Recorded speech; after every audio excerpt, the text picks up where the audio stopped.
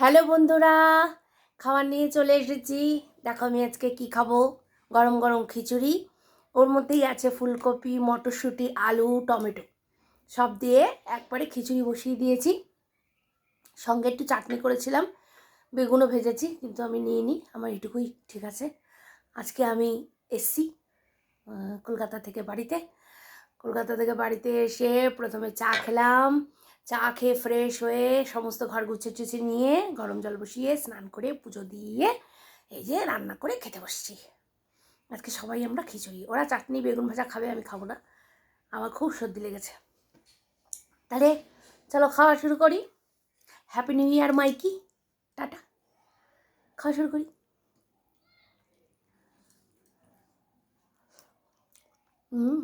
খুব সুন্দর, খুব সুন্দর।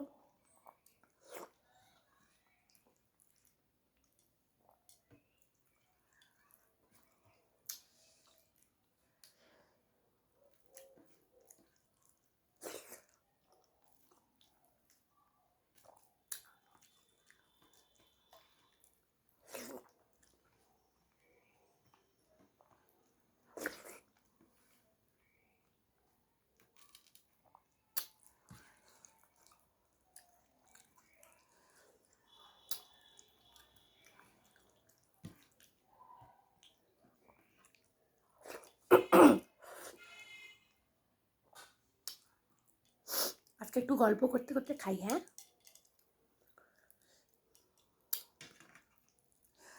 আমার এক ইউটিউব বন্ধু আছে, শর্মিষ্ঠা। ওর চ্যানেলের নাম হলো ফোরলি। ওর একটাই ছেলে, হাজব্যান্ড ভীষণ ভালো, খুব রসিক মানুষ। তা আজকে শর্মি একটু দুঃখ, মন ভার ভার ছিল শর্মির, যে সত্যি কথা, আমরা ইউটিউব থেকে যা ভালোবাসা পেয়েছি। আমার প্রায় 6 মাস হয়ে গেল ইউটিউবে আছি। আমি ইউটিউব থেকে যা ভালোবাসা পেয়েছি, সেম ফিলিংস শর্মিরও তাই। আমি একসময় একা একা ভাবি, সত্যি আমার কত বন্ধু। হ্যাঁ, আমার একটাও বন্ধু ছিল না। এবারে গিয়ে আমার এক বান্ধবীর সঙ্গে দেখা হলো। ও থাকে আমাদের গড়িয়ার সামনেই, আর এক বান্ধবী হলো মেদিনীপুরে বাড়ি। মেদিনীপুরে ওর বিয়ে হয়েছে। ওই দুই বান্ধবী এই রিসেন্টলি দেখা হলো। এত বছর আমি বন্ধু ছাড়া ছিলাম। আত্মীয় স্বজনের কথা বলছো, থাকার থেকে না থাকাই ভালো। যাই হোক, আমি আর কিছু বলি না। এক এক সময় ভাবি, সত্যি কথা, আমি মানে হঠাৎ আমার ভাগ্য আমাকে মানে কপাল সাই দিয়েছে যে আমি হঠাৎ করে ইউটিউব খুলেছি। আমার কিন্তু কোনো প্ল্যান ছিল না। পরে দেখলাম বাবান চলে যাবে, আমি পুরো একা, আমি কি করব, আমার টাইম তো কাটাতে হবে। তোমার দাদা আমাকে টাইম দেয় না, সত্যি কথা বলতে কি, একদম টাইম দেয় না। ওর বউ বাচ্চা সংসার সব কিছুই ওর বিজনেস। হ্যাঁ, যাই হোক, এটা আমার কপাল। তা আমি করবো কি একা। তখন হঠাৎ করে সেদিন বোয়াল মাছ রান্না করেছি। আমি বাবানকে বলছি, বাবান খুলে দিবি? বাবান বলছে, তো ইউটিউব করতে গেলে জানো কত রান্না করতে হবে, তুমি তো রান্নাই করতে চাও না, ভালো ভালো রান্না করে খাবে তো? আমি যে হ্যাঁ খাবো। সেই দিনকে করেছি বোয়াল মাছ। আমি বলছি আজকেরটা আজকেই, কাল আর করব না, বোয়াল মাছ দিয়েই দেখাবো। সেই বোয়াল মাছ দিয়ে আমি ইউটিউবটা খুলেছি। আজকে আমার ইউটিউবের ছোট্ট একটা পরিবারে অনেক সদস্যগুলো খুব মিষ্টি, খুব মিষ্টি, কত সুন্দর কথা বলে, কত সুন্দর সুন্দর কমেন্ট করে। কিন্তু বিশ্বাস করো, মানে যখন তোমাদের কমেন্ট পড়ি না, আমি ভাবি কি, আমার কেউ ছিল না, আমাকে কেউ চিনতো না। আজকে আমাকে অনেকে চেনে, অনেকে ভালো ভালো কমেন্ট করে নিজের বন্ধু মতো করে দেখে। শর্মির কথাগুলোও ঠিক আমার মতো, শর্মিও খুব ইমোশনাল, আমিও খুব তাই। আমার আমি আমি যখন খুব খারাপ কমেন্ট পাই না, আমার খুব কষ্ট হয়। আবার যখন ভালো ভালো কমেন্ট পাই, তখন দূর, খারাপ কমেন্টের দিকে কে তাকায়। কিন্তু যখন এমন এক একটা মানে বলে না, মানে টাং করে মাথা গরম হয়ে যায়, তখন ওই যে মাঝে মাঝে একটু এসে একটু ছাড় দিই।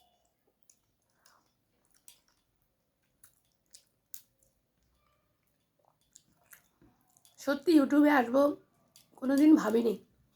এটা আমার একটা সঙ্গী। আর একটা কথা, কি নেশায় হয়েছে জানো, ছোট ছোট কথাগুলো, মানে ধরো আজকে রাস্তায় কি দেখলাম, সেটাও পর্যন্ত তোমাদের সঙ্গে শেয়ার করতে ইচ্ছা করে। পরে ভাবে কি বলবো, সবাই তো সমানভাবে নেবে না, থাক বলবো না, এরকম বলি যেন। জীবনে অনেক অনেক দুঃখ পেয়েছি, অনেক কষ্ট পেয়েছি। শর্মির কথা শুনে আমার আমার সবগুলো মনে পড়ে গেল। বুড়া হয়ে গেছি তো, তাই আর ঘাটাঘাটি করি না। জীবনে অনেক দুঃখ পেয়েছি, অনেক কষ্ট পেয়েছি, নিজের লোক দুঃখ দিয়েছে, নিজের একদম রক্তের লোক। সেগুলো এখন থাক, কি হবে এই ভেবে আর মন খারাপ করি না। দুঃখ সবার আছে বাবু, দুঃখ সবার আছে, কে দুঃখী নয়। তবে নিজেদের লোক থেকে, আমি ইউটিউবের মানুষের থেকে, ইউটিউবের বন্ধুর থেকে, ইউটিউবের পরিবারের লোকগুলোর থেকে, মানুষগুলোর থেকে অনেক বেশি ভালোবাসা পেয়েছি। এটা সত্যি, এটা সত্যি কথা।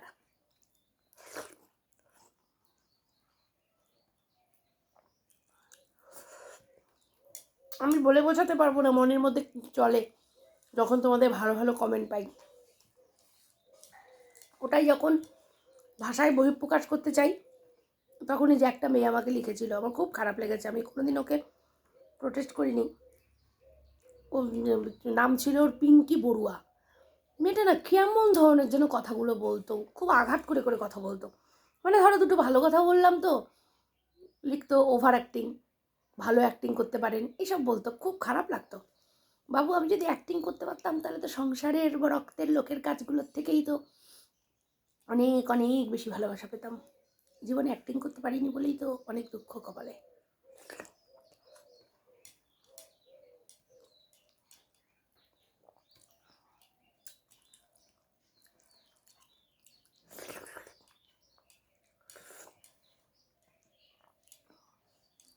আজকে আমাদের ট্রেন রাইট টাইমই ছিল, 8:45 রাইট টাইম ছিল, 9টায় ঢুকেছে, এমন কোনো লেট করেনি। ওইটুকু লেট তো হয়েই থাকে, তবে গাড়িটা ভালো চালিয়েছে।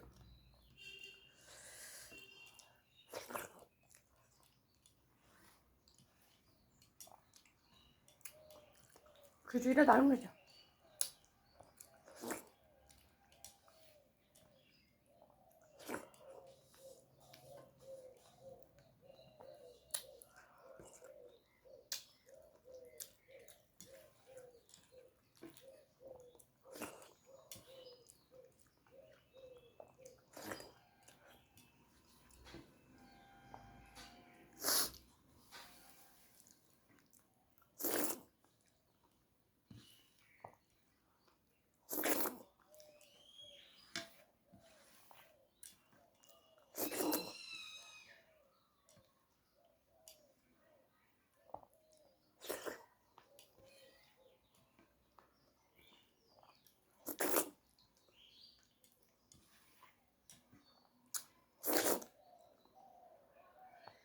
রঙ্গন, রঙ্গন সোনা, আমি এসে গেছি এখানে, এবার তোমার গিফটটা আমি পাঠিয়ে দেবো।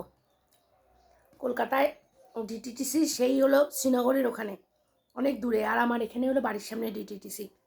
আমার এখানে থেকে অনেক মজা গো, সব বাড়ির দুয়ারের সামনে। মানে এই শহরটা তো রাজার শহর ছিল, সব কিছু কাছাকাছি, সব থানা, কোর্ট কাচারি, ব্যাংক, তোমার ডিটিটিসি, পোস্ট অফিস, তারপরে তোমার যা যাবতীয় লাগবে সব একেবারে নাকের ডগায়। আর আমাদের ওখানে সব ধর্মতলার ওদিকে বড় বড় সব সরকারি জিনিসপত্র।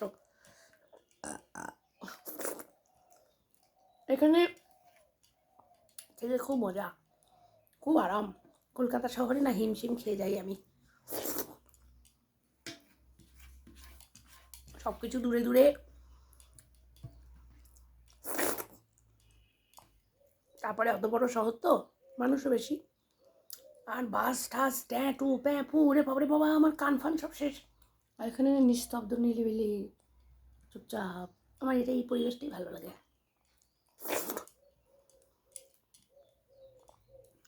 আমার বেশি কাই কাই কিচির কিচির ভালো লাগে না।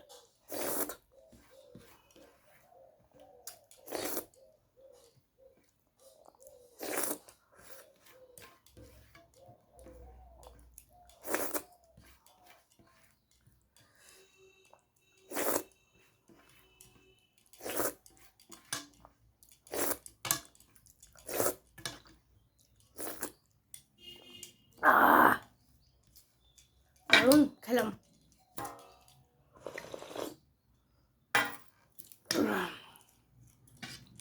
কালকে মেয়েটা খুব কাঁদছিল জানো, শিয়ালদা স্টেশনে মেয়েটা যখন চলে যাচ্ছিল, আমি বলছি বাবার মন শক্ত করো, তুমি এখানে পড়তে এসছো তো, দূরে আছি, যেতে পারবো না, দেখতে পাবো না, এগুলো সব একটু সাইডে রেখে মনটা দিয়ে কয়েকটা বছর খাটো, ভালো ফল পাবে, তারপর তো বাড়ির মানুষ বাড়িতেই আসবে। এখন সব স্যাক্রিফাইস করতে হবে, দুঃখ কষ্ট, ভালো খাওয়া, ভালো জিনিস পড়া, ঘুরতে যাওয়া, এগুলো সব কিছু বাদ।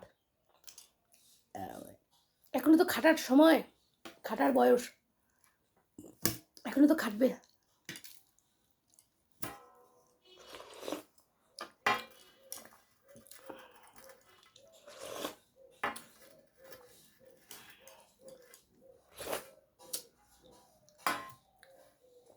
বিশ্বাস করো খুব ভালো খেয়েছি।